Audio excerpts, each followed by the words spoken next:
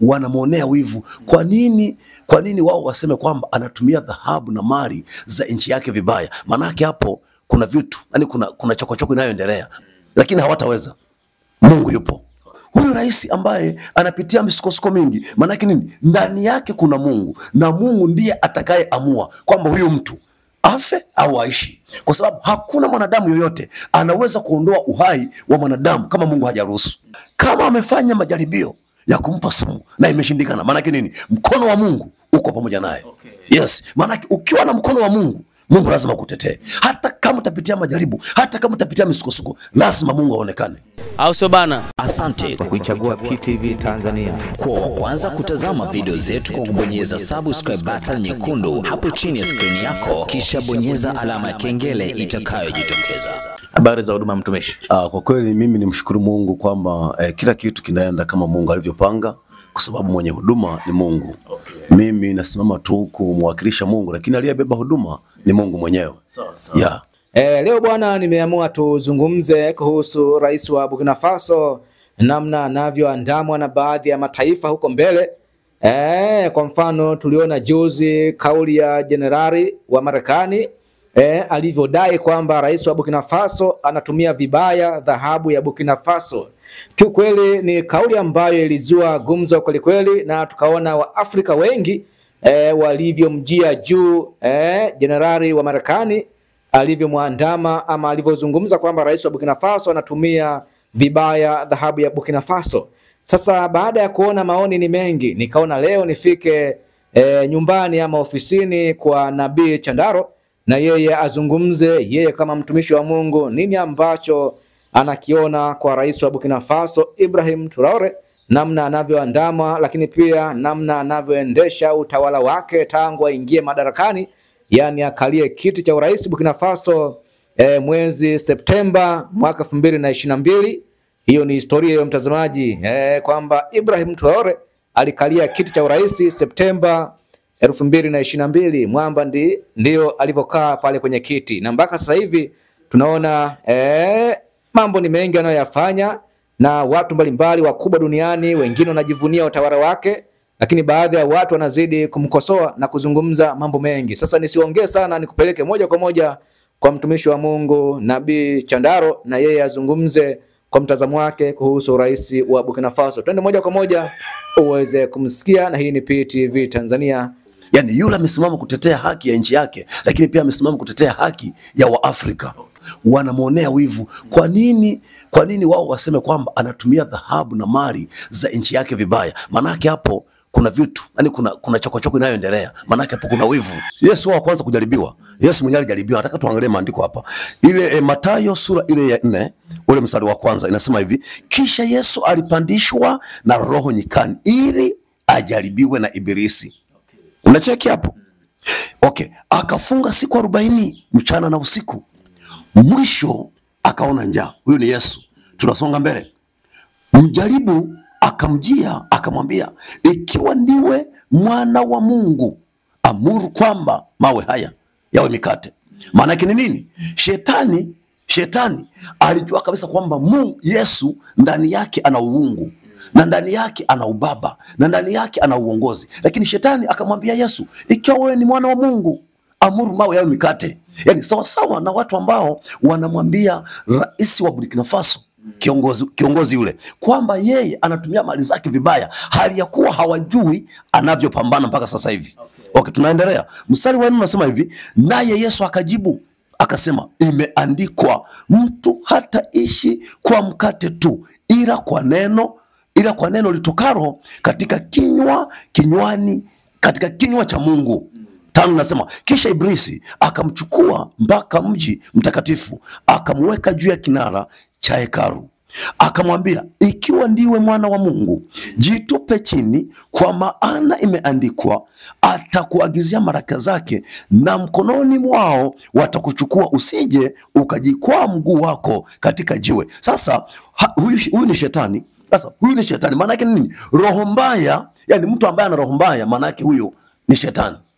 Ukiona mwanadamu yoyote ana roho mbaya, tayari ndani yake ana roho ya kishetani. Majaribu yalianza kwa Yesu.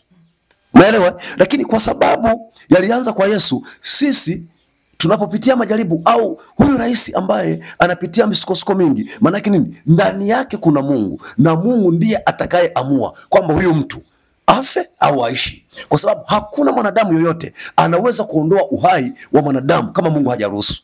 Yes, nasonga mbele kidogo, mstari kama miwili. Yesu akamjibu shetani akamwambia hivi, tena imeandikwa, usimjaribu Bwana Mungu wako. Sasa na nukuu tu kwamba kuna watu wanajaribu, wanataka kumjaribu huyu rais wa Burkina Faso, wanataka kumjaribu, lakini hawajui kwamba ndani yake kuna Mungu anayeishi. Hawajui kwamba ndani yake kuna utawala. Hawajui kwamba ndani yake kuna mambo makubwa. Na haya ni mambo ya ajabu kwamba yeye amesimama katika nchi yake.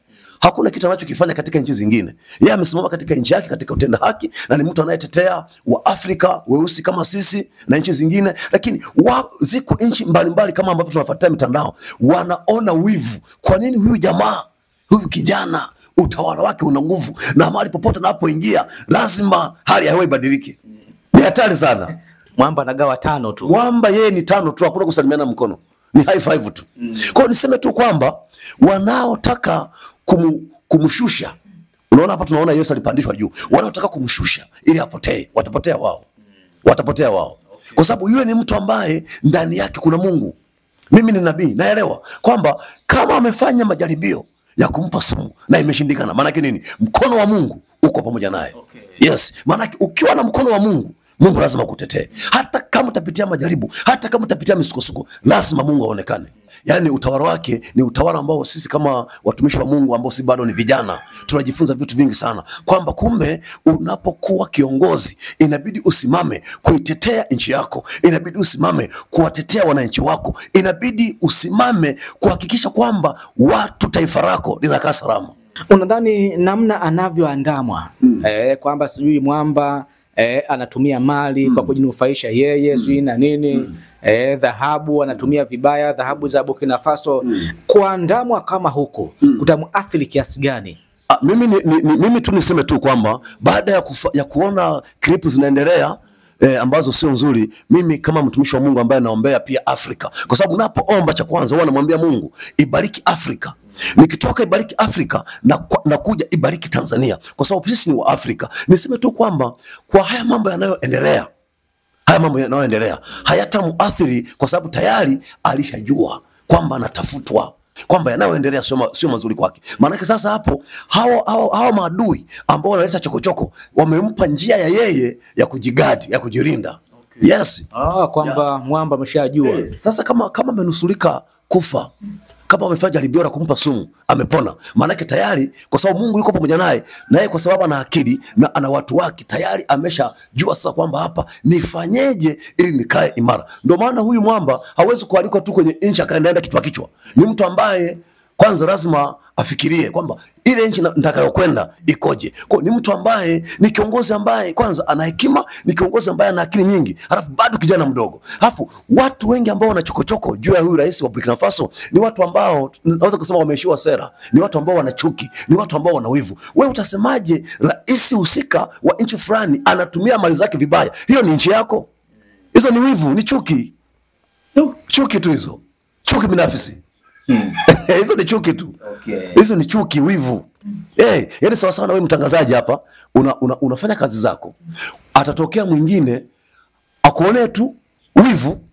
Hakuna kosa ambalo umemfanyia. Sasa hao wanaomuinukia huyu rais wa Burkina Faso, unafikiri amewakosea nini? Hakuna chochote ambacho amewakosea, ila kwa sababu wanaona yale anayoyafanya. Ndio maana wanadiriki kusema kwamba anatumia dhahabu kujilinda yeye. Sasa unataka afanyeje? Lazima atumie rasilimali za nchi yake ndio kujilinda pia. Anatumia dhahabu vibaya. Sio kweli. Kitu kipo kwako, kitu unacho wewe, lakini unaambiwa unatumia vibaya. Umeona? Yaani kitu ni cha kwangu mimi. Yaani kwa sababu mimi nina gari kwa mfano. Nina gari yangu. Alafu unapokuwa naendesha, uniambie hili gari naendesha vibaya. Hiyo si chuki. Huo ni uchawi. Ni uchawi. Utamwambiaje mtu mwenye chombo chake anatumia vibaya? Kwa hawa ni watu ambao wana chuki ndani yake, lakini hawataweza. Mungu yupo. Sawa. Mambo yanazidi kuwa ni mengi, au sio? Nadhani Waafrika wengi wanazidi kutoa maoni mbalimbali kuhusu rais wa Burkina Faso Ibrahim Traore namna anavyoandamwa, na tumeona baadhi ya watumishi wa Mungu wamejitokeza kwenye mitandao mbalimbali wakizungumza namna Ibrahim Traore anavyoandamwa na kusakama kweli kweli. Na juzi lilifanyika tukio la kutaka kumpindua madarakani, lakini jeshi la Burkina Faso lilifanikiwa kudhibiti hilo jaribio la kumtengua, yani kumpindua kabisa madarakani. Na ndio maana unaona Nabii Chandaro na yeye leo ameamua kuzungumza ndani ya PTV Tanzania kuhusu rais huyo wa Burkina Faso. Yani huyu rais wa Burkina Faso hauwezi kuchukiwa na nchi zote. Sawa sawa na wewe mtangazaji, huwezi kuchukiwa na kila mtu. Wako watu watakupenda, wako watu watakuthamini, wako watu watakuunga mkono kama ambavyo mimi hapa naunga mkono kila anachokifanya rais wa Burkina Faso, na hao waliotaka kufanya jaribio kwa sababu yeye ni Mwafrika mwenzetu. Ni kitu kibaya sana.